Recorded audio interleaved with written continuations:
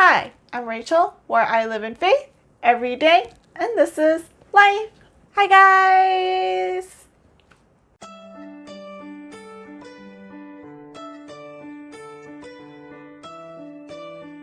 We're going to talk about some difficult topics that I think if you do have it, then you might not be quick to click on this because you might be wanting to avoid it, or you want to deny it, or you don't want to know about it because then you don't know, the unknown is a little scary for you. But if you have clicked on this and you're watching this, then I will say that there are a lot of people suffering from this without even realizing that this is what it is. So with that being said, what I am talking about is post-traumatic stress disorder. And post-traumatic stress disorder is when you have experienced something that threatened your life, your well-being, your physical well-being, your emotional, your spiritual well-being, and due to this, you have difficulties with a lot of different things, including concentration, sleeping, difficulties eating, focusing on your work. You might fall into depression, you might go into anxiety mode, you might even form panic disorder. The reason why I wanted to bring this up is because I do have quite a few people who I know who may have PTSD without even realizing it. And with this minor PTSD, it has formed into generalized anxiety or generalized just depression. And I want them to know that with all of these, there is a specific reason why you ended up the way you have till now. So if you have been exposed to a time where you were in a very threatened well-being or on yourself, or even witnessing it, can cause you to form PTSD, which is kind of terrifying to think about, because you might think, oh, someone who just witnessed it may not really fully experience the PTSD, but no, it's actually quite the contrary. It can still cause as much damage as if you were the one receiving it. Some of the things that I wanted to talk about when it comes to PTSD is different experiences, especially in our Christian walk, is having negative relationships with people inside the church, or having negative experiences through rumors or through other church members, or you've experienced the pastor who has been doing the negative behaviors and you don't want to be anywhere around church. And that's one of the things about PTSD, is that you want to stay as far away, avoid. If it happened in a church, you're going to want to avoid anything and everything that could remind you of a church. So any church buildings, the Bible, God, anyone who was at that church, anyone who might know that church, because it becomes a trigger for you.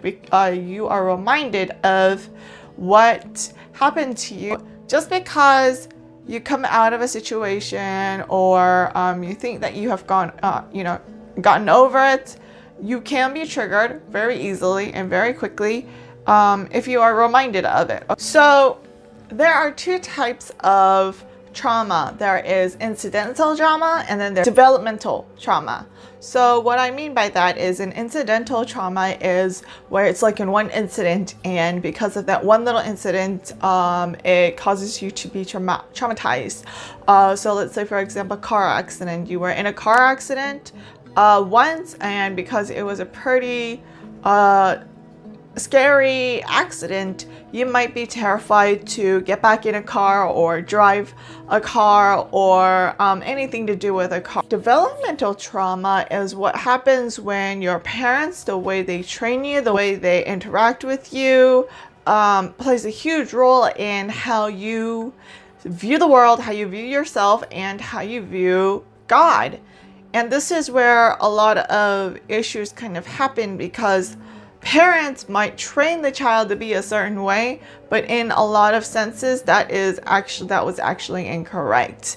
And there are so many different ways that can happen, and they don't even realize that it could be a very selfish act on their own as a parent, and it is actually affecting the child.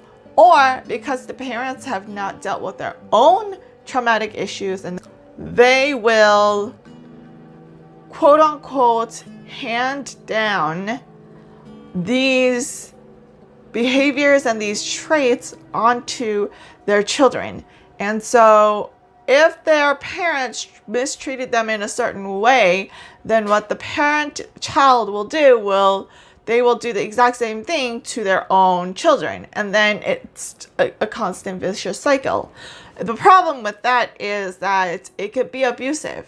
For example, you need to study and you need to get all A's, and you need to become a doctor or you need to become a dentist. It's very debilitating because you're taking away the child's future. You're telling them exactly what they need to do, exactly how they need to be it, and on top of that, you are telling them they don't have a choice at all, which goes against God, which is freedom of choice and freedom of will. God created us and gave us different sets of skills, and so if your parents, they might be able to see it, they might not be able to see it, but despite all of that, by telling the child what they should do rather than helping them find what they want to do, it can cause a lot of developmental trauma. That I would like to point out is that please don't ever blame the victim. So or like, for example, if you see someone struggling and they're like, yeah, my parents do this and this and this, then don't tell them like, well, you should be understanding, you're the child. Maybe they did this for this, or maybe they did that because you did this, or what did you do wrong, or in any of those kind of senses, because then what you are doing is you are shaming the victim and you are re-victimizing the victim, which can also cause you to lose your friend and cause you to harm someone in a different way. And they might, in a lot of sense, when they keep going to people and they keep getting the same treatment of not accepting their trauma as trauma, then what happens is they stop seeking for help. And we don't want that to happen because they need help.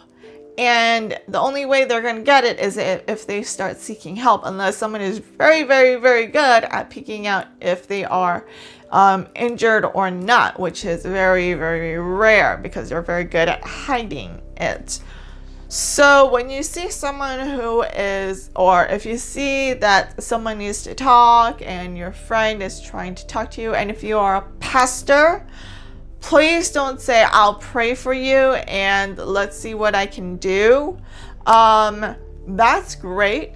Praying is great, but that's not why they came to you. The reason why they came to you is because they need someone to listen to them. They need someone to listen to their story. They need someone to listen to what they are going through and how they are feeling, and also validating the fact that what they are going through is okay. And what I mean by okay is that, yes, I think you're absolutely right.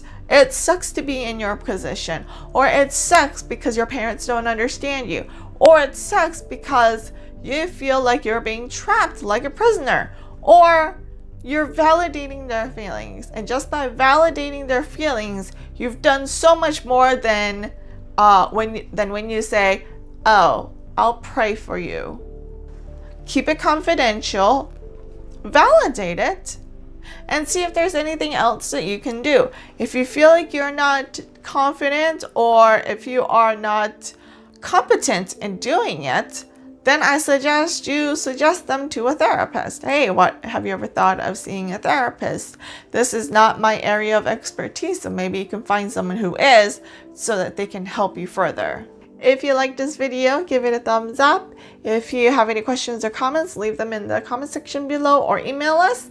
If you haven't subscribed, please do so. And if you would like to be notified for videos like this, please hit the bell. And till next time, bye guys!